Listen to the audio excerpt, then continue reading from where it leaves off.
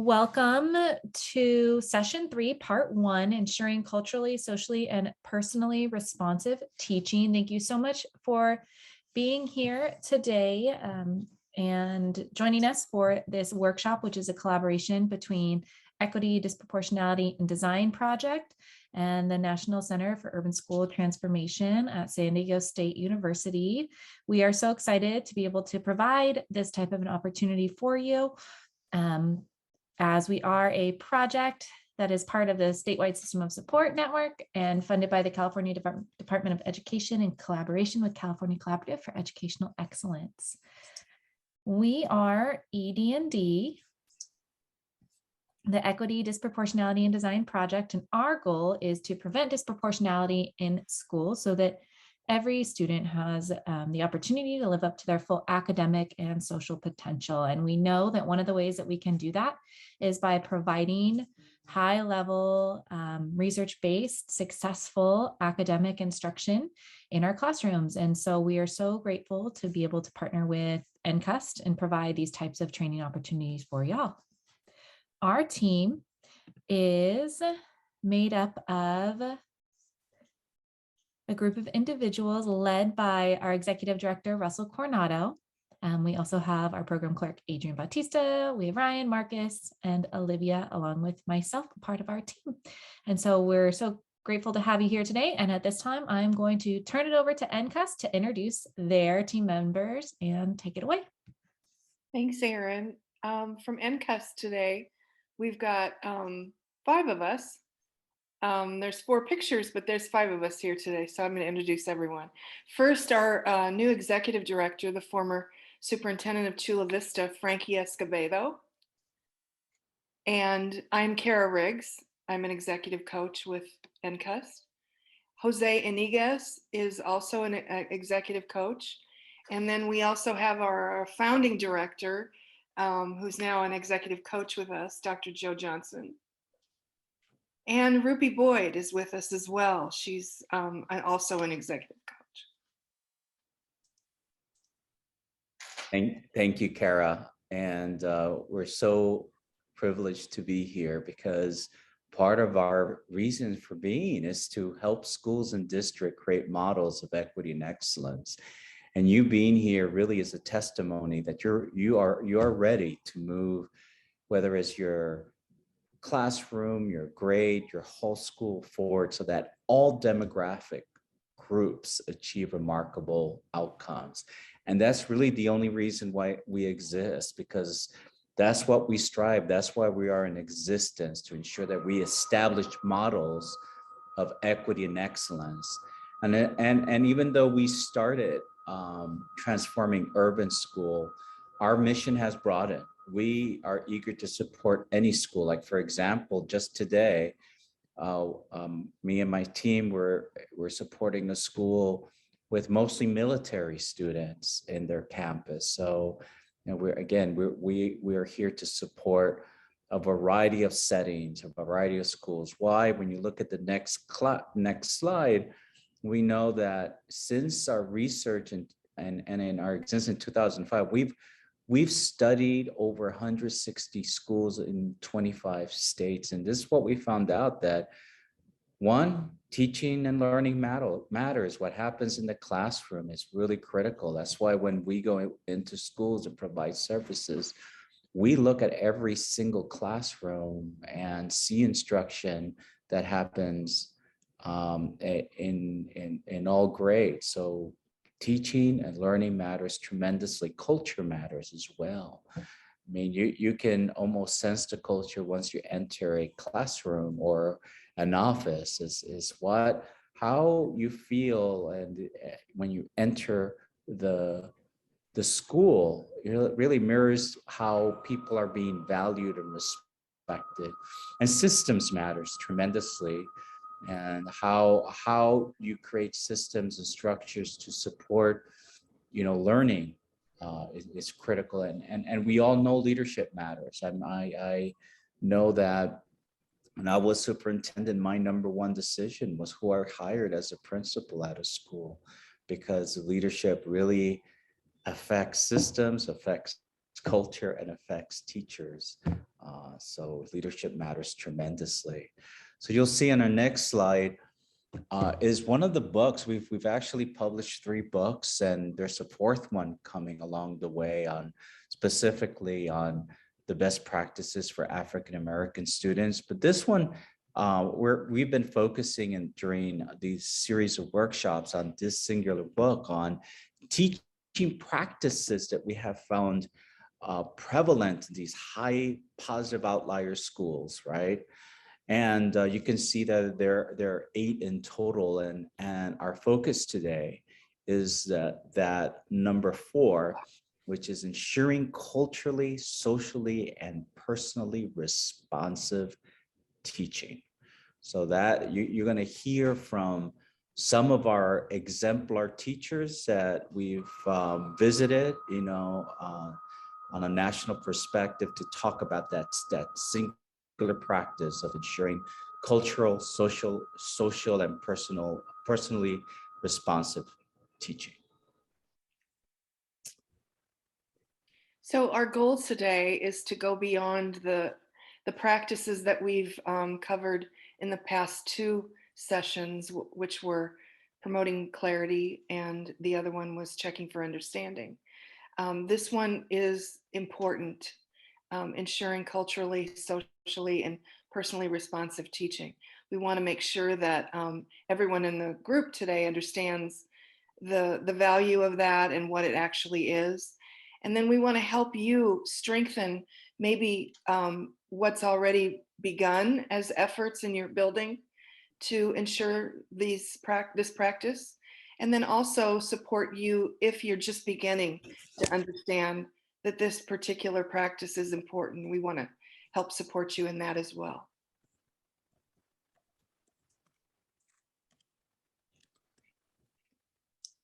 Sorry, folks, the slide is skipping. Just give me 1 second here. There it is. Thanks. Thank you, Jose. So there's been so much written about culturally responsive teaching, and folks like Gloria Ladson-Billings, Zaretta Hammond, and so many other leaders have focused in on this critical issue. And what we have found as we look at schools that get outstanding results for every demographic group of students is teachers are teaching in a way where they're zooming in on what can make this standard, what can make this objective resonate with the students in front of them.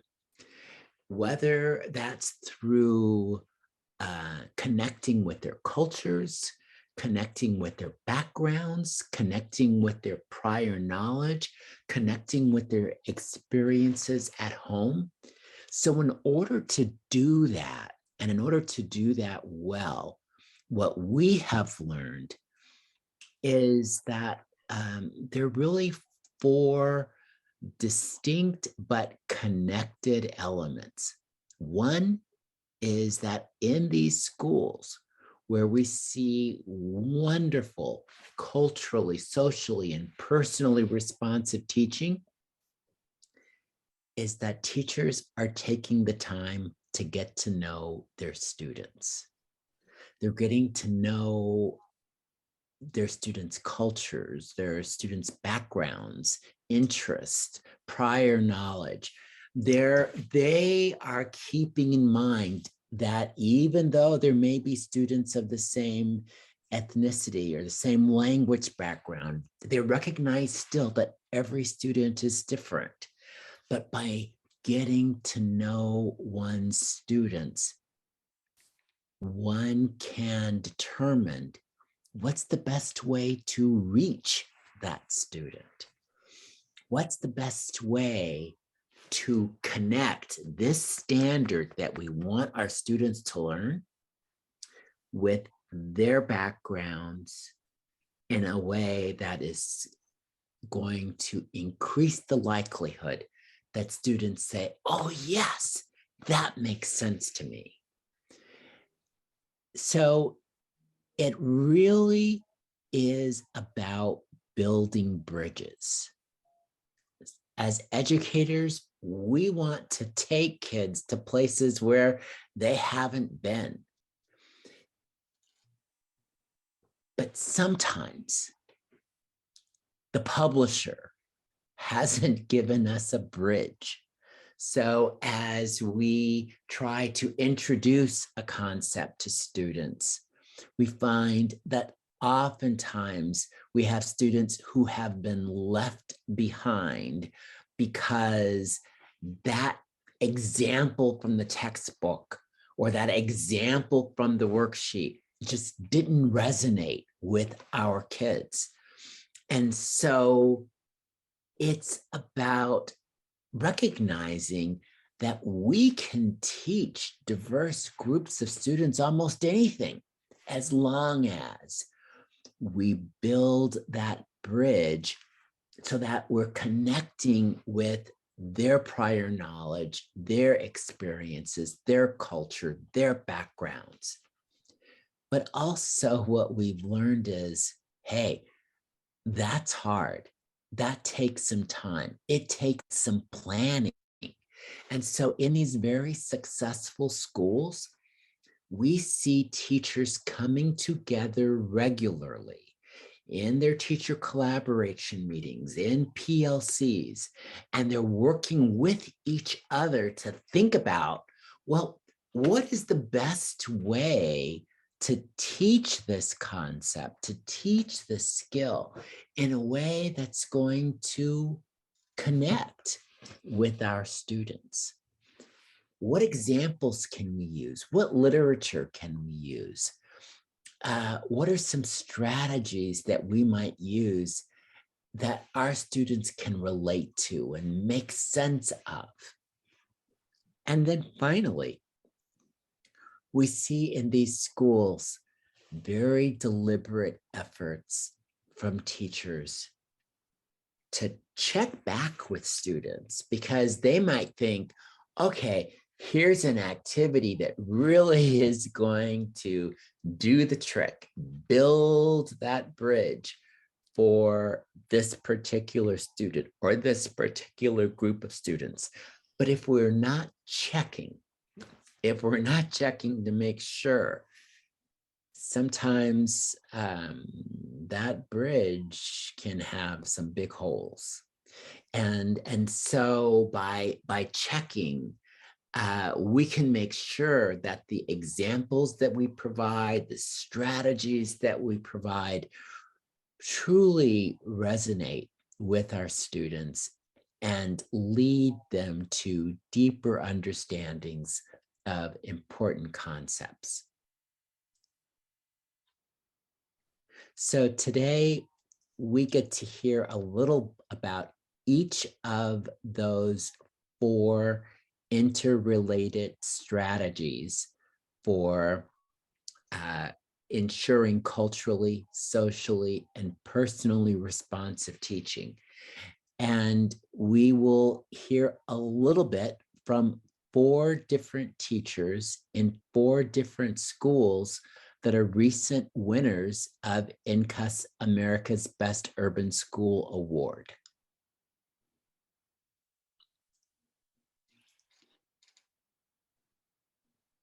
Thanks, Joe. So Joe did a really nice job of explaining this first bullet that was on his slide. But, basically what we really want you to understand is that this skill of getting to know students and taking the time to know their backgrounds and their interests and those things that make them who they are is very intentional and has to be authentic, but from the teacher. It's a constant um, it's a constant activity that they're doing, which is getting to know their kids and having conversations and knowing when their vacations happen and noticing the things about their kids that help them get to know them. Like, you got a new haircut, got a new pair of tennis shoes. Those are the things that can happen at the door with short little conversations. That's what we see at these high performing schools, is that teachers are very, very intentional about it. Let's hear from Carrie Pineda. Carrie is from the district, Garden Grove. It's RF Hazard Elementary School. So let's hear from Carrie about her ideas.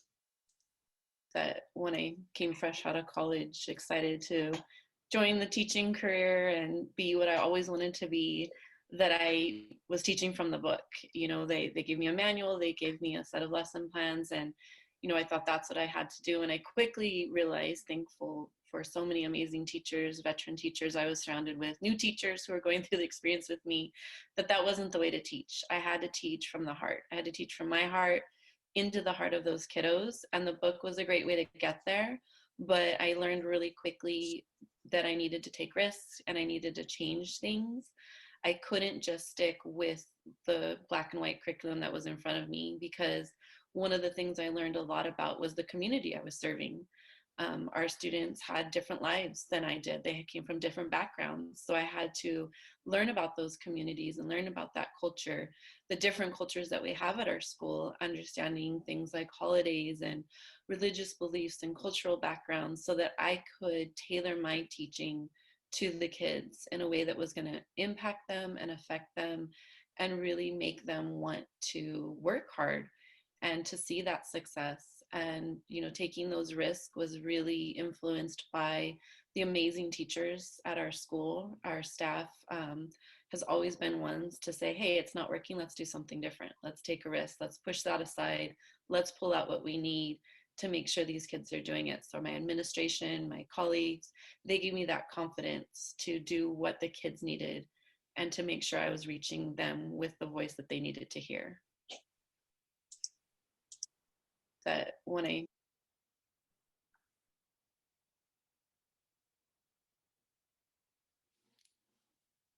So another key strategy we talked about was that notion of assuming that every student can master it, whatever the it is, if we are diligent about building bridges between it and that student's prior knowledge and experience. So let's hear how Anna Babakanian describes how she connects her students to what they don't know. And Anna is a teacher in the Glendale Unified School District at Horace Mann Elementary School.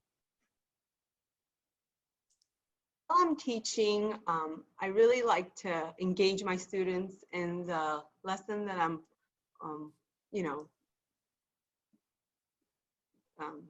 giving to my students. Most importantly, just looking at, the little things that show that they're engaged, the way that they're looking, their body language. When I start a lesson, I really love to connect the known to the unknown and just kind of talk of, personal stories, a quick connection to a prior lesson, just to get them comfortable with what we're learning. Through that, I believe, once they're engaged, I can really see who is understanding the lesson and who needs, more feedback, more connection, more engagement, and basically go from there. I'm always looking for clues, what do they understand the concept, thumbs up or down, just different types of walking closer to the student, getting on eye level, just making sure I have that connection with my students. Something I love to do in the beginning of the year is have them create something called a me poster, where they put pictures of themselves and little words that describe them. And I love to look at those all throughout the year. I put them up and it just helps me, connect to them a little bit more. Just looking at one in the morning with a student that I'd like to connect to and just referring to it like, how are your dogs, what are their names again? And just making that connection with my students. And I believe when we have that, it's easier for me to see and notice things about them that I might have missed before. While I'm teaching,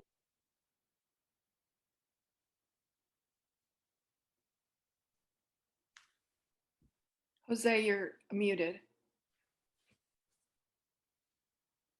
Thank you. Technology, right? Mhm. Jory was talking, so thank you. So the next video speaks to another element that Dr. Johnson spoke to earlier, and that is regularly planning lessons with your colleagues in order to increase the likelihood that it's going to resonate with students. And this is something that we see in high achieving schools on a regular basis. So when you listen to the video, you'll hear that this teacher in particular feels very comfortable in collaborating with her colleague. And this is important because, as the old saying goes, two heads are better than one, right? And if students are not connecting, or if they find the lesson or the concept or the activity, whatever it is that you're doing, if they can't relate to it, they're gonna more than likely disengage. And if they disengage, they're not going to be engaged in the activity of learning. So let's take a look.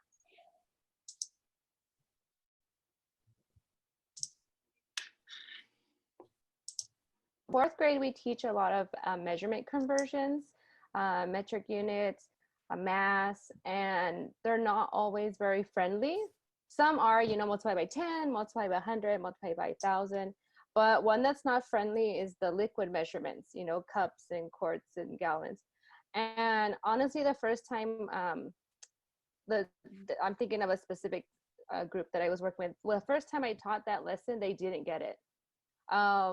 So because it is difficult because there's no real pattern to it. So I went to my partner teacher, my fourth grade partner teacher, and I told her, I'm having a hard time with this. The kids did not get it. I need help, or how can we do this better? And she sat there with me and we talked about, you know, making it more hands-on and using what was called the gallon man. And I didn't know what that was at first. And she showed me, you know, the kids make this gallon man and the limbs are certain measurements. There's quarts and pints, and then the fingers are cups, you know, so every part of the gallon man has a conversion to it. And so I went the next day, I was like, okay, let's try it. And I had the kids build or make their gallon man, whatever was represented of it. And that's when they were like, oh, I get it now. I see, you know, how many quarts are in a gallon or cups are in a gallon, because it was a hands-on activity. And I think because I have that trust with my partner teacher to say, hey, this is not working, that we're able to have those tough conversations so I can help the students be more successful in whatever I teach. So that was one of those, like, they got it moments. Fourth grade, we teach. So this one makes me think about how all great things that happen and all disasters that happen are go back to the planning process. And when we are planning very intentionally, you know, great things can happen. But we still need to see how we're doing. And so in the middle of the lesson, it's important to do what we spoke about at our last session, which is really checking for understanding. Did we nail it with this connection that I thought would connect kids to the topic? Sometimes we're also, as a good teacher, able to think about those connections, those interests, those backgrounds of our kids in our probing process. And so if it's not going well, maybe there's another student in that class that can help you, you know, highlight what you're trying to highlight. So let's hear what Adriana Tovar she's an English teacher at Homer Hanna Early College High School in Brownsville, Texas. Let's hear what Adriana says. We meshed really, really, really well, and we're like, you know what? How about we try this story? How about and while the district curriculum is amazing, you know, we like to bring in other types of material that will, you know, as the question mentions, you know, likely to resonate with students. So a lot of times the students it's not that they don't understand the questions, it's just that they might not feel a connection with what they're reading, with the literature. So we try to bring in material that is relevant. Material, it could be from newspapers, what we see in the news that might not necessarily be in the curriculum from the district, but thanks to the administration, we're allowed to change the stories, change the material, the source material, of course, as long as we still work on the teaks, on the scope and sequence that we're supposed to, and we do that already, but the administration lets us work on this, and this allows us to take risks. So one thing that we do that really helps students out is bringing culturally relevant material. And that was one thing, going back to the first question, that how has my teaching changed, and going to this one, resonating with students and increasing their understanding. I mean, there's nothing wrong with the material that was presented to us by the district or class literature, but sometimes students, well, they need to see characters that are like them, characters that maybe talk like them, that have the same problems as them, the same issues. And once they become engaged, I don't want to say it becomes easy, but it's a lot easier to teach, your theme and the tone and the voice when they're so engaged in the literature. And I like to bring in local authors. Like I said, it could be something that speaks like them. I remember when my students were reading a story and it had the word vato, and they were like, what? I can't believe that we're reading a story that says vato in the story. They were saying, we've never read this. And at first they were a little bit hesitant, like, whoa, is this something we should be reading? Not because it was inappropriate, but because they had never been reading that in their previous, and they didn't know if it was something that they should be reading, something that was acceptable in an English class. And, after they, we talked to them like, hey, you know what? You're valuable. Your stories need to be heard. You belong here. And these are people like you, these are other teenagers that you can relate to. It really, really empowers them. It empowers them, and it allows them to really work on what we also need to work on, as far as the questions and essays. And that's something that I've seen that really, really helps out a lot.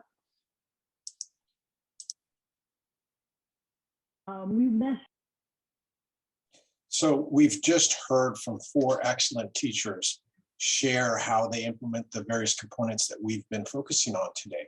And so what we want to do now is we want to give you some time in breakout rooms to explore these components further. And to do that fully, what we want you to do is to use the Jamboard in your breakout rooms. We've put the link for you in the chat box. And so what we're going to ask you to do once you get there, and let me see if I can show you what it looks like here. Just give me 1 second.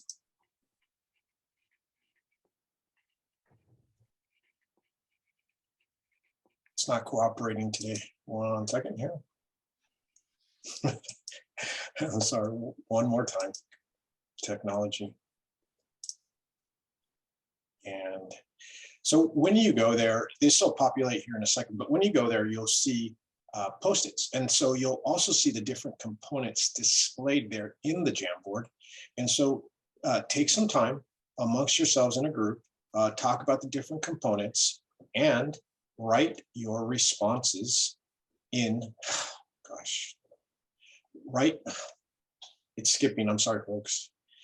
Write your responses in the Post-its, and then we're going to share out when we come back. So Erin, once again, my apologies about the technology, but would you mind please creating some breakout rooms for folks? If we could average about 4 to 5 participants per breakout room, that would be great. And I will see if I can fix.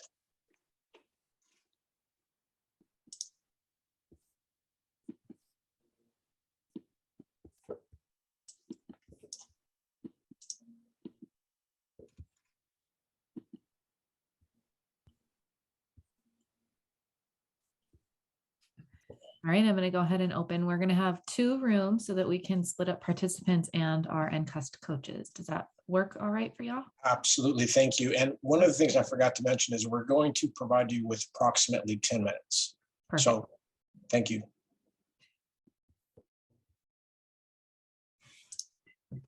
So I can troubleshoot this. Come on. I'm very lucky that I have them so close. So Oh yeah, it really helps. Family. Oof. yeah, I know it does. It does. All right. Oops, I want to tell Joe something here.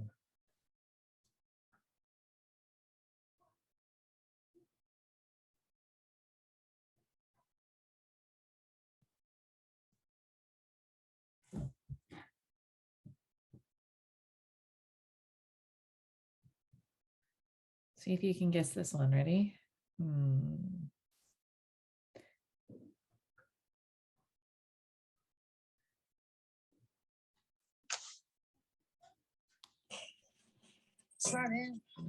Oh yeah, everyone knows that. Yesterday my life was filled with rain. Love that song. Sunny, you smiled at me. All right, welcome back, everyone. Now the dark days are done and the bright days are here. All right. So, Joe, I just wanted to point out one thing here, if I could, before you begin, and that is what you see on the slide now is essentially the results of those post-its. So if I need to make it bigger, please let me know.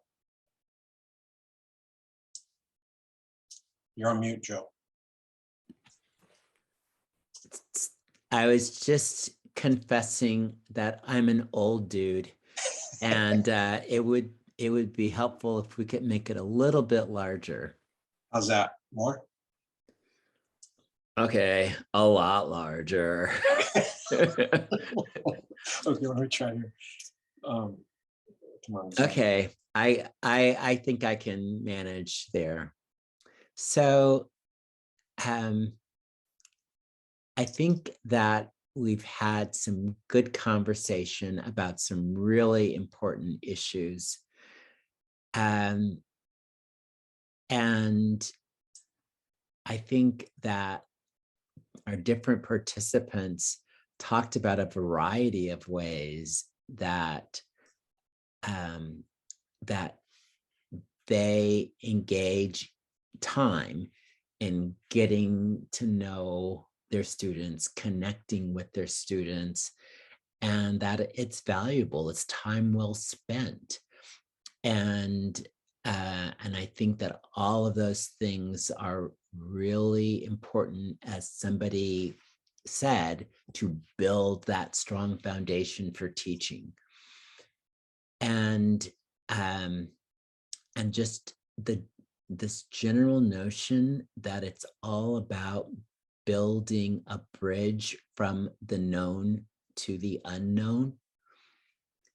You know, I think one of the fundamental problems that we have, especially when we're thinking about disproportionality, is that we're asking all of our students, regardless of their background, we're asking them often to learn from material that came from a publisher who has no clue about their background, their experiences, their communities. And so that textbook or that story in the basal or that sheet in the workbook provides those students no bridge. So it's not that the kids can't learn it. It's that the students need a viable, sturdy bridge between where they are, what they understand, what they have experienced, and what we're trying to teach them. So I think that that is such an important concept. And then at the bottom there, this general notion about how collaboration with colleagues can just generate so many more ideas.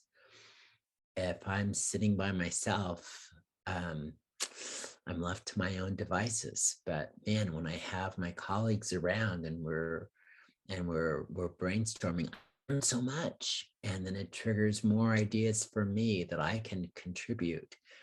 And when it comes to this hard task of figuring out how to get beyond the lesson that I used last year and the year before and the year before that, or the lesson that's in the teacher's guide or in the district curriculum, when I have to get beyond those things, my colleagues can be huge in helping me. So I think that those are all great points.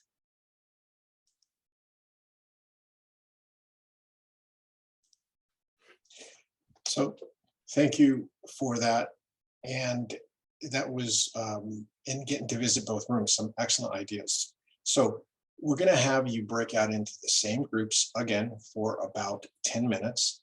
And we're going to use Jam again. You can use the same link. You will notice once you go into the Jam board that you'll have 2 pages. So this time focus on page 2.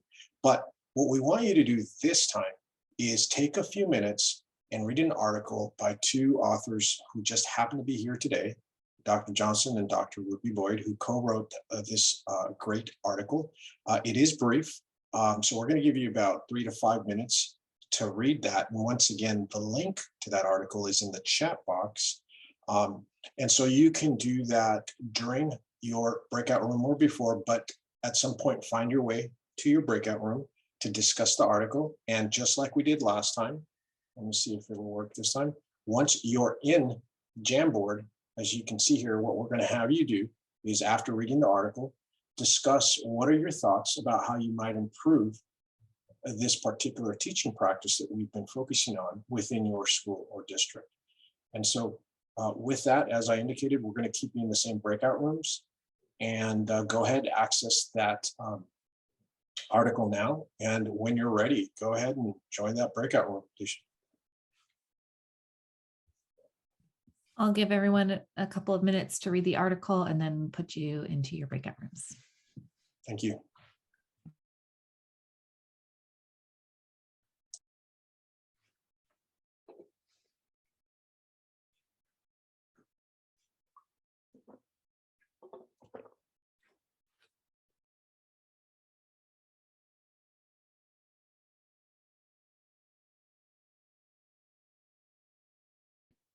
Anybody else unable to open it up? I can't open mine up. The top one I was able to open, just not the bottom one. Oh, okay. The bottom one should have worked. It should have just forced you to copy. Oh, But I just put it in again, so you should be able to get it now, regardless. What do you mean by force you to copy? What is that? Copy it and put it in the... No, so the current document that you all are in is live, and so people can edit it. So if you do a Google Doc in a specific way, it actually forces a copy so that others won't accidentally put a space or anything. Yeah. So Kara, it opened it up in a Google Doc. I got it, Joe. Okay. Thanks.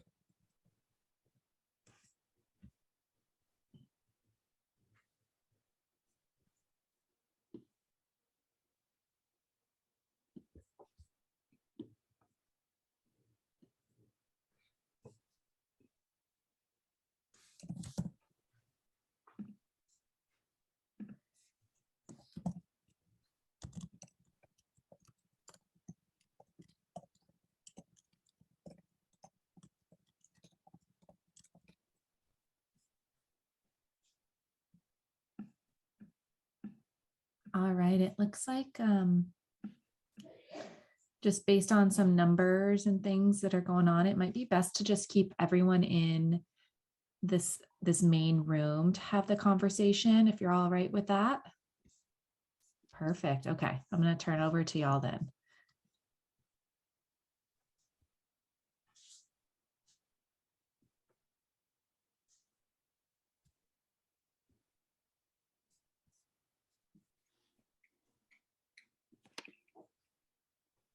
So given what you see in the article, what do you imagine needs to happen at your school or in your district to improve or increase the extent to which teachers are ensuring culturally, socially, and personally relevant teaching?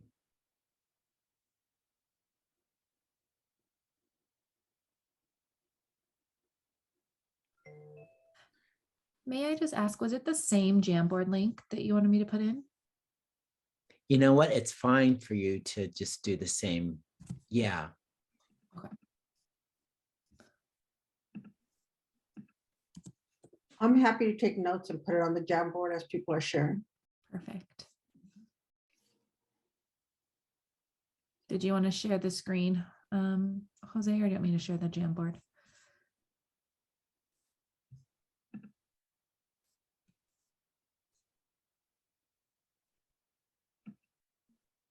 Okay, perfect.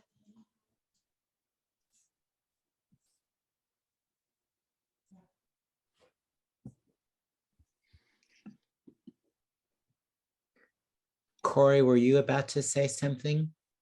Well, yeah, I had kind of two prongs of an approach.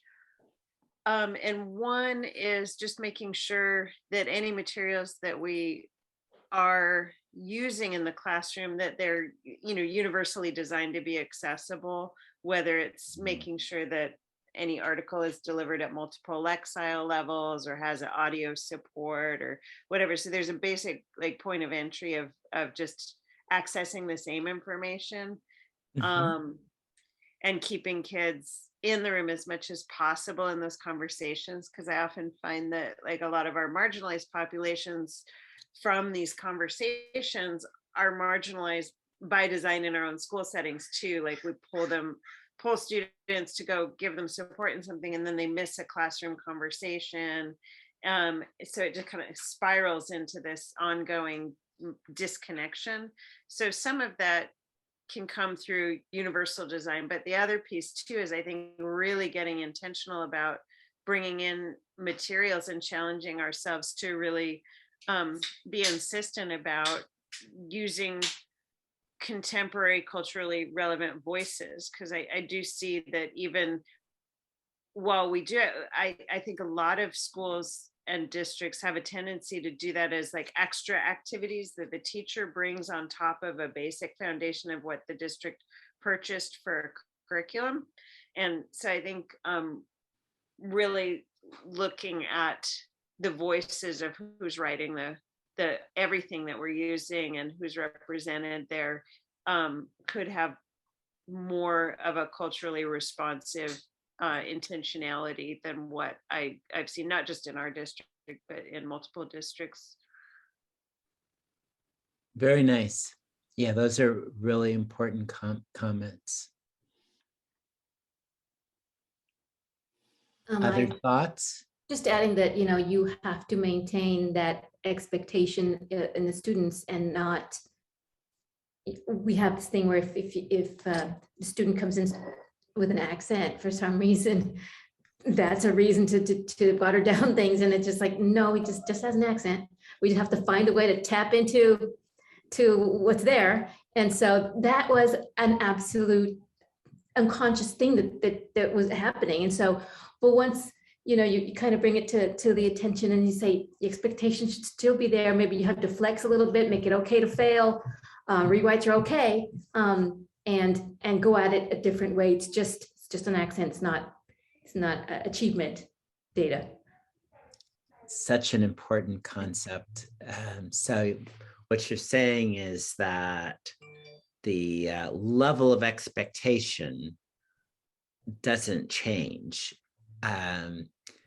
What changes is maybe the route to get that student to that level of expectation, where maybe it's a route that includes materials or strategies that are more likely to resonate with that particular student. And I love that. And that's very consistent with what we see in these schools that are avoiding disproportionalities by getting all demographic groups of students to succeed. I think one of the things that we see too is to challenge beliefs. You know, schools with high performing students, the staff are constantly challenging their beliefs. And when, you know, what Perla described is, I don't believe that all kids can learn at high levels. And so that's one of the things that might need to happen at a school or at a district level, is challenging belief systems.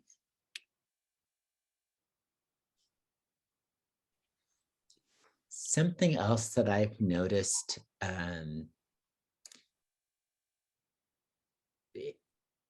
in several of these schools that are really knocking it out of the park is that there is specific planning that's occurring before the school year even begins.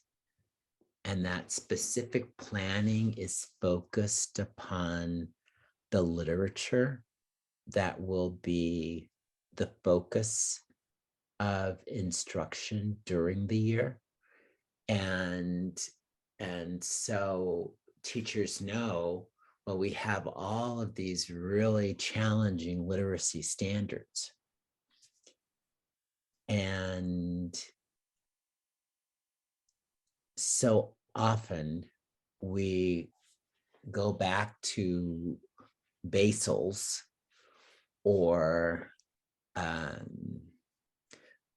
more traditional literature to teach those standards, where, you know, teachers recognize that, hey, we can teach these same concepts, these same skills. We can teach these very challenging literacy standards with literature that will resonate with the experiences of our students. But it requires that pre-planning to know, okay, for our fourth graders, the first semester, we're going to read this novel. And this is how we will use that novel to teach these particular really important standards. For our first graders, you will use this novel, and this is how we will use that novel to teach these specific standards.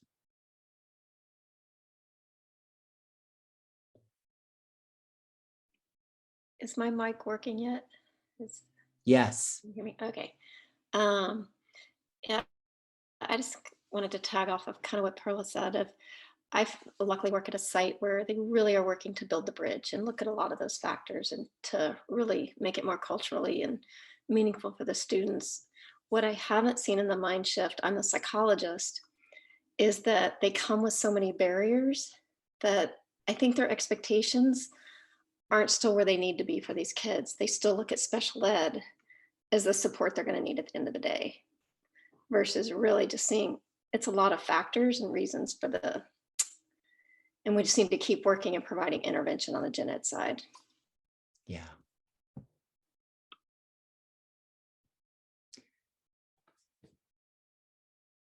important point. So let's build on that. How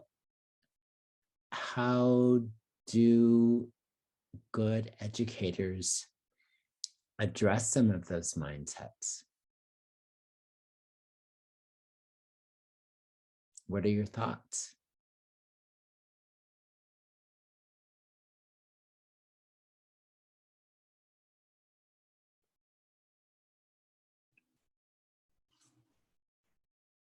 I think it's multifaceted, and it's just continuing to challenge it and also provide them data that, Mm-hmm. special ed doesn't necessarily fix the problem, but the interventions and the ongoing intervention does start, those kids start to respond and really grow.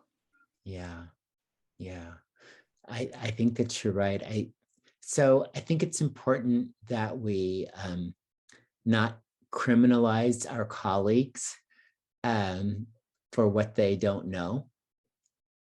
But I also believe it's important for us to share data about what we know works.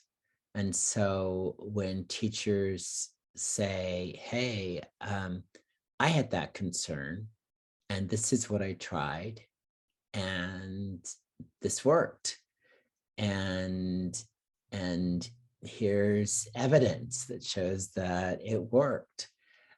That can then be powerful in helping people change their practice, change their thinking.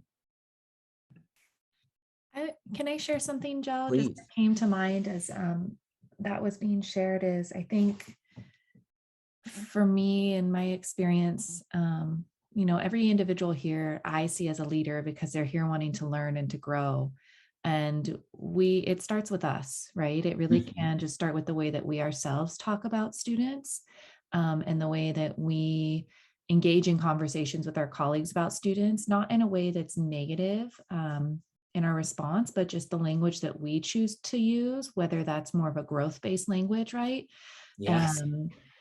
Echoing back maybe what they're saying about a student that might be deficit based and echoing it back with a growth based model. Somebody says, oh my gosh, they can't do this, asking them, okay, well, what improvements did they make this time?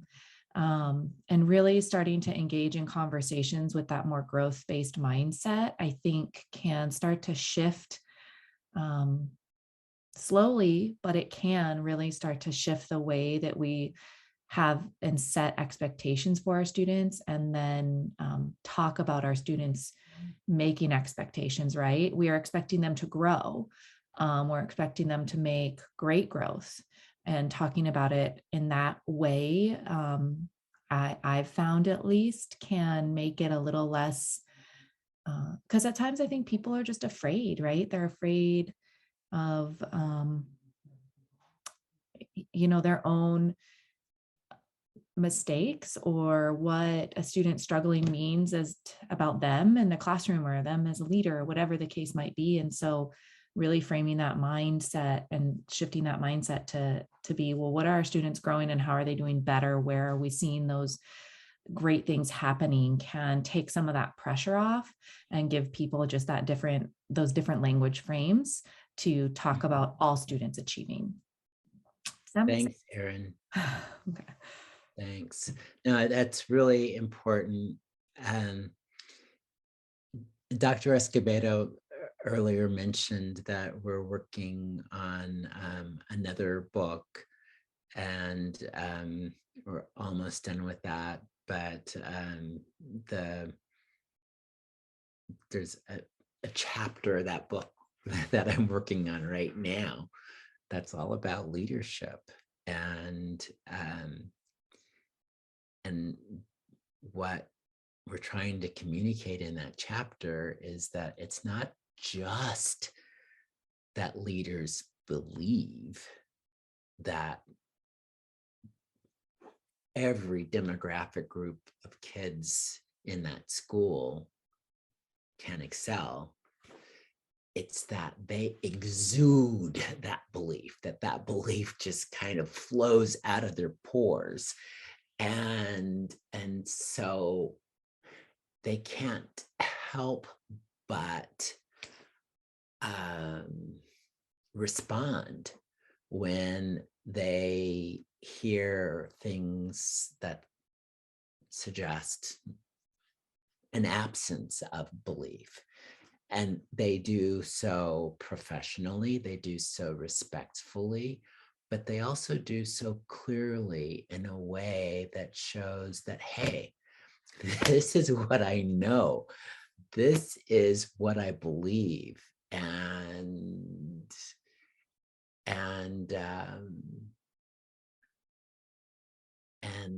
their willingness to step up and share that belief can be powerful in influencing the culture of a school. And I would even go as far as to say, when they don't expressively communicate that belief, then they, in essence, relinquish their leadership to others who don't believe.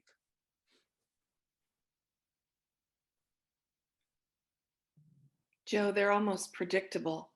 You know, their staff can predict what their response to something is going to be in advance because it's so regular and so, like you said, part of their DNA and oozing from their pores.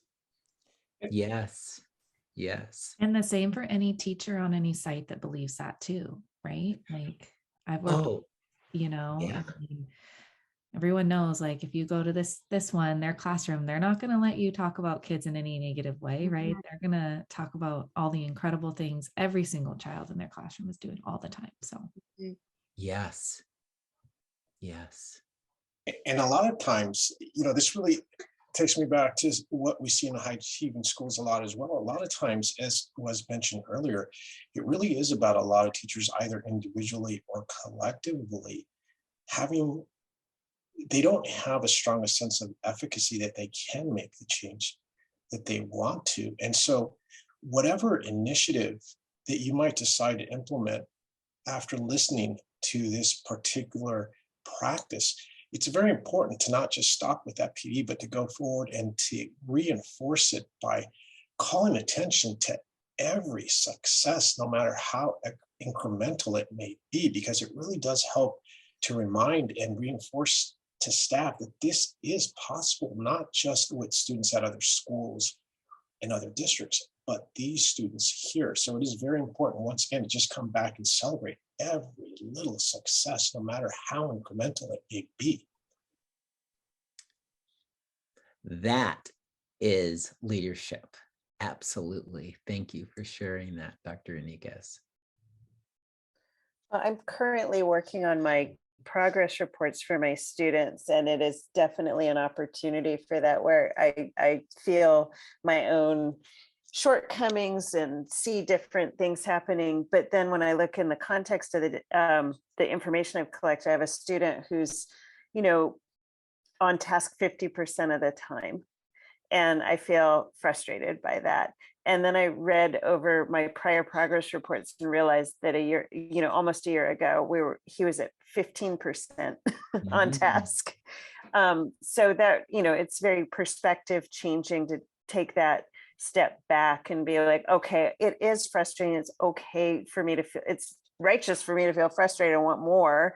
And I want to keep looking at how much more on task behavior I can support this student to engage in. But at the same time, it's like, okay, hold on, I was feeling bummed. And it's like that growth of 35% growth is not nothing either. So learning how to hold that up and show that to the teachers I'm working with too, to be like, I know we're both frustrated, but I just want to show you that your hard work has led to the student, more than doubling their efficacy in less than a year. So it's, do you want to say it's not good enough, or do you want to say the kids like more than doubled where they were at in their performance? Yeah. So I think that's one piece. And also the piece that I really struggle with is just in the zone of the difficult conversations we have to be really passionate and hold kids at the center and recognize that every single student in the building has really incredible experiences and things to share. So one of the things I struggle with is it possible, this came up in my master's program in leadership and education, the big unanswered question is, what is the growth potential for the adults who are supporting the children? So adults who do have a negative bias, who do consistently frame things in the not good enough, and I've stood on my head and taught upside down, and the kid just won't do what they're supposed to do. So with that mentality, I keep wanting to remain optimistic that I can challenge myself to get in there and get into the difficult conversations and challenge teachers that come with that kind of lens to flip their framework. And some of my mentors in my program actually were like, that might be a bridge too far. It could just be that there's a leadership thing where we need to call the teachers that come to the table with a real ceiling that they're putting on our kids. So it's just this open question that I have about the potential of us as colleagues and leaders to flip the mindset of the adults who are supporting the kids. Yeah, that's a good question, Corey. And so NCUST is an entity that looks at these schools that are achieving amazing results. And most of these schools, there's folks around who recall a day when the school was very, very different and where there was not a lot of belief. And so we try to ask questions to understand how the change happened and what were the leadership moves that might have influenced success. And I don't know that we're smart enough to have the exact formula down to answer your question, but it is clear that good, persistent, positive leadership can make a difference. It's also clear that that difference can be magnified when the leader is able to get a critical mass of teachers to a place where there are multiple people exerting that leadership and influencing that culture in a positive and powerful way. And then finally, I would add, it's clear that there is no good alternative but to do the right thing as a leader and to just keep believing and keep pushing for the right things to happen, to keep working on developing that positive culture, and to keep, when there are opportunities to bring in new staff members, to really look for staff members who will help contribute to that belief. But leaders just have to keep doing the right thing in order to make it happen.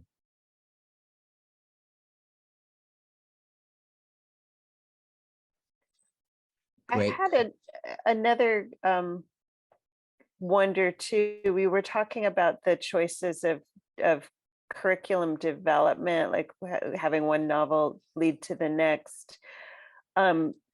Another challenge that I run into is challenging myself to stay learning and feeling awkward and uncomfortable myself. And creating these openings for kids to tell me more, like, who are the artists that resonate with them.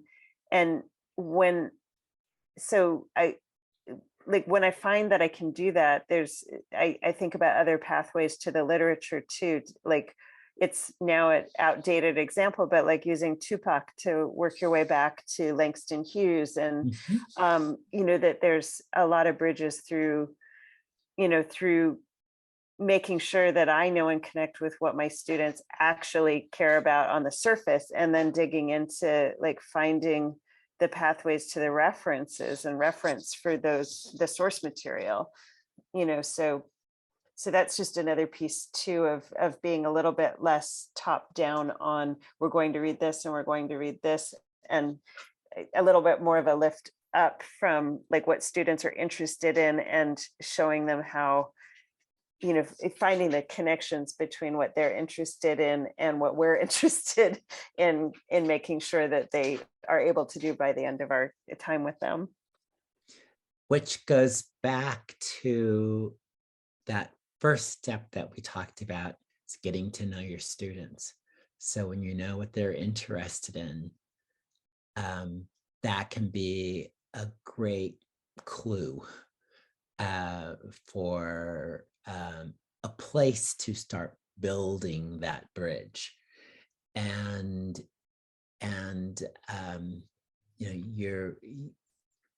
it's not about a top-down approach for making it happen. In some of these schools, like for instance, Concourse Village Elementary in the South Bronx, amazing school with amazing outcomes. The school's in the poorest congressional district in the country, but students, Black and Brown students at Concourse Village outperform white students throughout the state of New York in every subject area on the state assessment. Phenomenal, right? But it's teachers coming together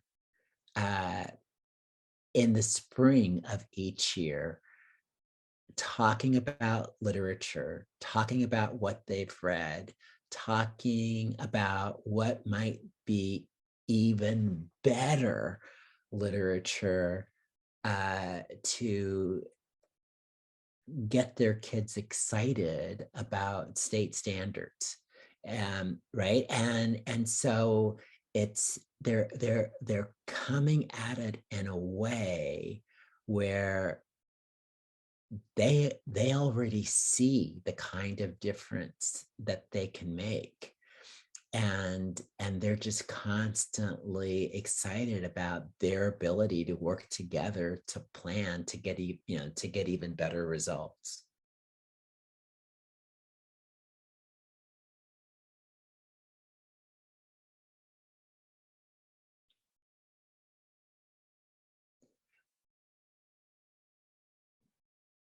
Are there other comments that anybody has to add to this?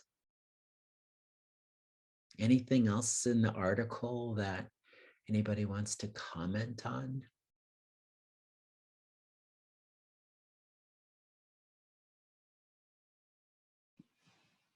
I had one thing. I gotta find the article though. Just the part where it said checking with students to, part of what I was thinking about was checking for understanding when I read this. Mm-hmm. I said checking with students to ensure that we have that the example strategies provided help students understand key concepts.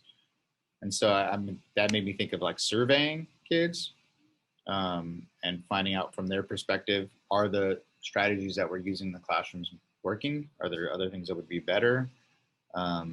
Just kind of finding out from them how they feel school is going for them, and what helps and what doesn't help. Exactly. Yeah. No, I think you got it. A good example is a high school in St. Louis, Maplewood Richmond Heights High School. And and they're serving a very diverse population, and they're moving a lot of kids beyond algebra 2 into advanced placement calculus, and with impressive success. And the teachers will talk about how they come together and they create problems that they believe will resonate with the kids in their community. So, when it's the Algebra 1 class, they create problems together for their Algebra 1 students. But then they go back and they will ask the kids, we think that that's a problem that, you might relate to, make sense to you. And then, but they ask to check, because if it doesn't, then they will tweak that problem the next time so that it does connect. Or sometimes they ask the students, sit down with us, let's help make some problems for the kids for next year, right? And so when kids are involved in doing that, they're even more likely to add elements of the problem that will make it real for the kids who are being served. But that checking back actually goes beyond checking for understanding. It's really about checking to make sure that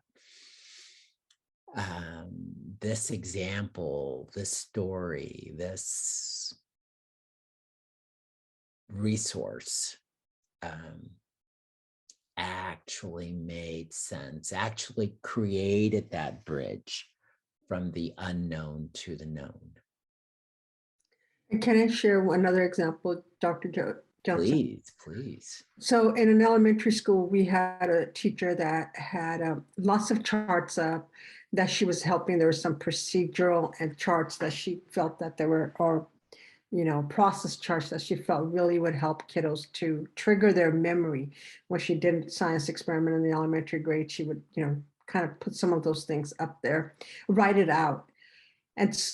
But the kids weren't succeeding. So what she did is she took some of her English learners and some of her African-American students and started asking them, what do you think of this chart? Does this chart help?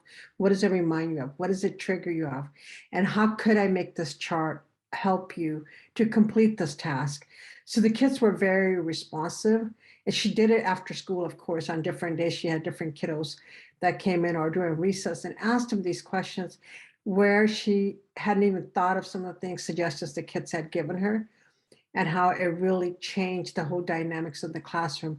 And kids were and providing feedback during the meetings when the teacher was teaching. They would be like, oh yeah, I think Miss Johnson, this is what teaches me this.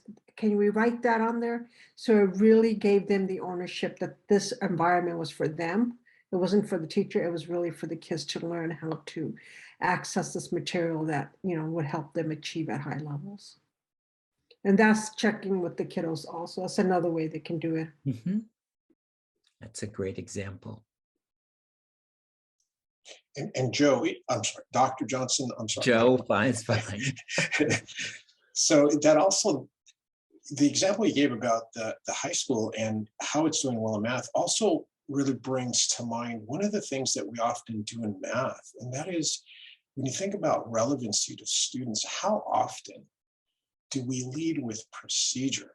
And you can't talk about math, you can't participate in the class, you can't participate in our breakout group, our small group, your partner, unless you have the procedure down. And it really does bring us back to why not, instead of focusing on the procedure, at least initially, find a way to just relate the content, math in particular, first. And no, word problems do not relate to students' lives as much as we think they do. So anyway, that example about math just really brings back the fact that so often we're focused on procedure, and the kids get lost. It doesn't relate to them. Yes, I think that that's a really great point, but it is also relevant in literacy, because sometimes we lead with the literacy standard when, hey, can we just read something that's interesting and then get to the standard? Or it's relevant in this, in terms of science. At that same school, Maplewood, Richmond Heights, I walked into a science lesson, and the lesson objective, and I apologize because I'm not going to get this precise in any impressive way, but it was basically how your body handles sugars or doesn't handle sugars, right? And so that was the objective, but the teacher started off with, how many of you know somebody who has diabetes? And all the Black kids in the classroom raised their hand because they all knew somebody who had diabetes, and some of the white kids and some of the Latinx kids raised their hands because they knew somebody who had diabetes. And then he started asking questions about type 1 and type 2 diabetes, and then but he started off with what they knew, right? And then he built the bridge to what they didn't know, in terms of what was the role of the blood vessels and what was the role of different parts of the human anatomy that influenced this appropriate processing or a lack of appropriate processing of sugars.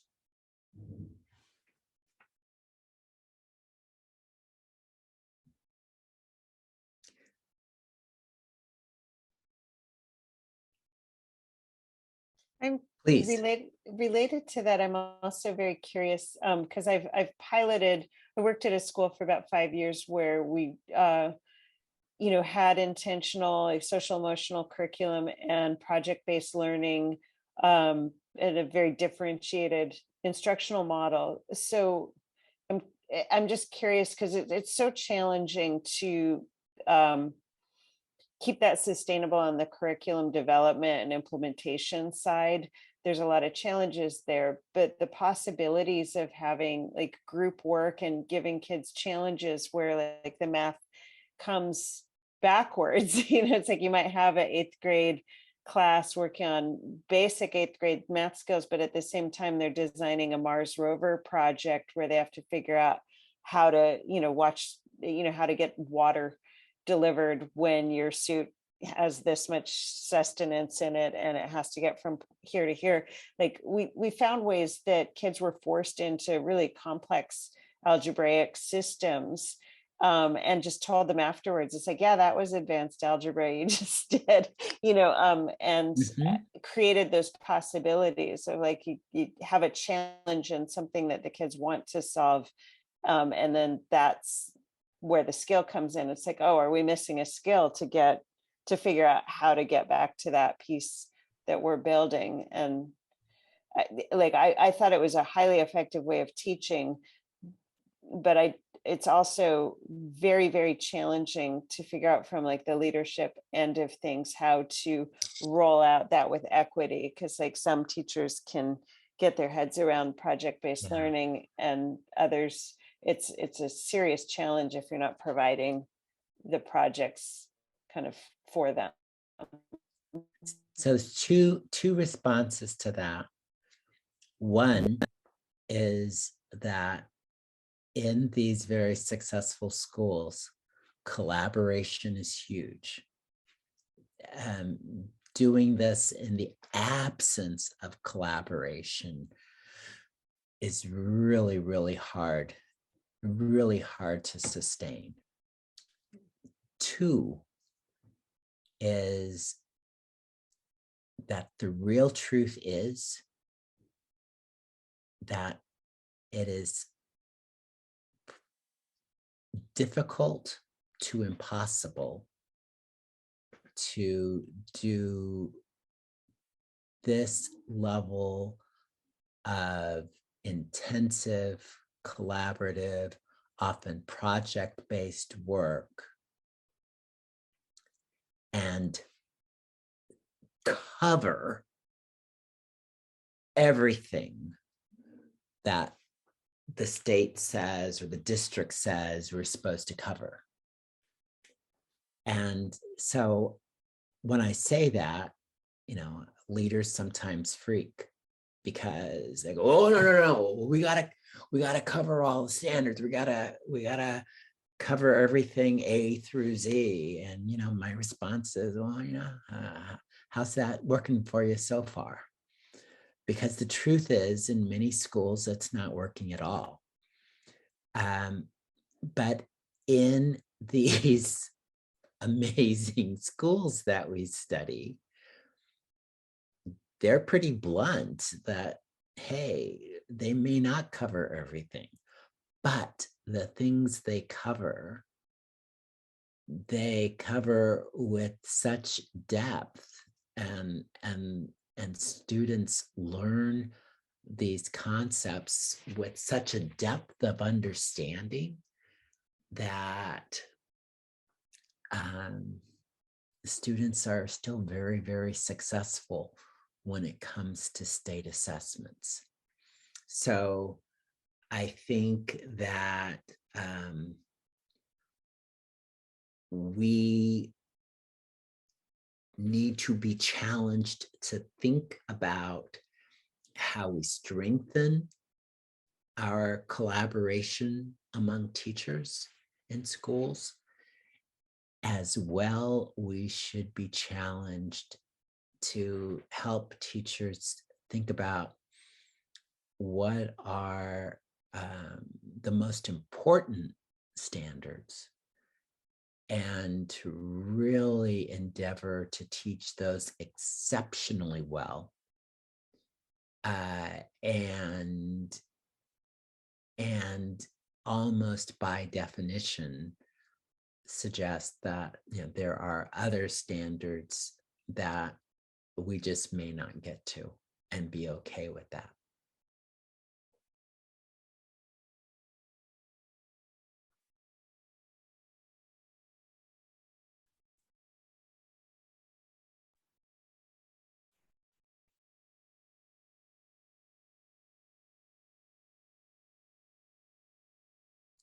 And I know that there may be superintendents out there who are clutching their hearts, but oh well. Well, a related thread to that for leadership is I think we need, like, one of the things I think that needs to happen is to have statistical data that's useful when you're launching projects like that. Because I know when I was involved at that level, what we saw is that we had standards-based measurement. We also had growth-based metrics. And what we saw, like, was like huge growth in all the sciences.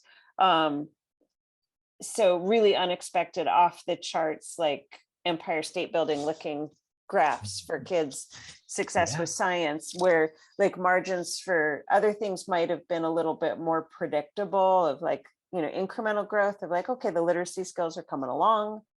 But there would be these huge spikes in different areas that probably related to having like a whole hands-on understanding of the content. Yeah. When we look at the data tell us that the kinds of things that we're talking about make a big difference. And they make a huge difference for students of color.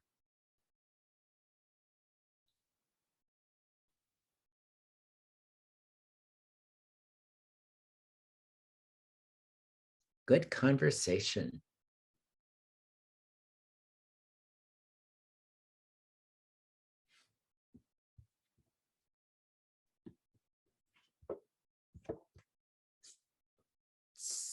So any questions from anyone about anything that we've talked about thus far?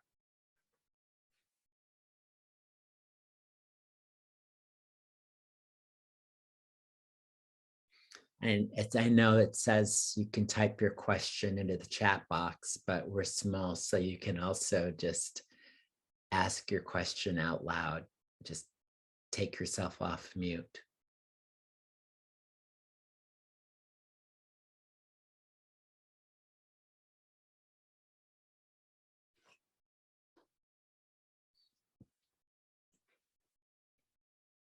If not, we're going to turn it back to Erin. Thank you. I've loved just listening to that conversation.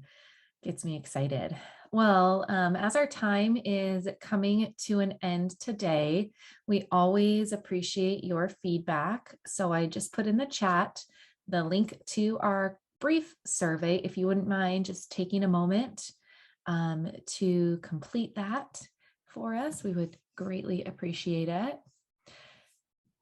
And then before, I want to make sure that I hit a couple things here before y'all sign off. Again, we are a project funded by the California Department of Education, so we always like to just acknowledge them, and California Collaborative for Educational Excellence down here in San Diego at the South County SELPA. If you're interested in connecting with us, you can find us on social media, on Twitter, or check out our website at equityanddesign.com. We also have a podcast. I know in our information we send out about NCUST, we make sure to try to share that. We have some of our guests that are here today on a podcast, and I think around October. So check that out. We have some great, had a great conversation then with them. And then finally, we want to make sure that you join us for the second part of this session, which is part 3, and that's on April 26th at 3 p.m. Again, we'll send out lots of reminders before then for y'all, and then also invite you to register your team for a personalized coaching session. So if you'd like to engage in more conversations that are tailored to your unique situation, like we did today, I mean, we had a nice small group, so I feel like it was really fun to have some of these conversations. Our NCUST team has the following dates available, and I'm going to put some links to sign up in the chat. And then if you're not able to make one of these dates, you can always let us know another date that would work for your team, and we will do our best to make sure to make that work. I know our team is eager to support. We had a few teams that we got to meet with our last topic, and it was amazing just to hear those conversations. So please take advantage of that free coaching opportunity. Again, those links are in the chat. More information will be in our follow-up email. And so with that, thank you so much for joining us. We look forward to seeing you in the end of April and hope to see you on one of those dates. I do want to say just briefly about the coaching sessions. If you are able to sign up for one of those 45-minute coaching sessions, please know that is personalized just for you and your team. And so we hope you'll be able to make it. It's not going to be open to everyone, but just those of you who, if you do register, it'll just be for you and your team. So very, very personalized experience. So, all right. Anything else, y'all, that I forgot? Awesome. Outstanding. Thank you. Thank you so much, everyone, for being here today. We hope you all have a wonderful rest of your week.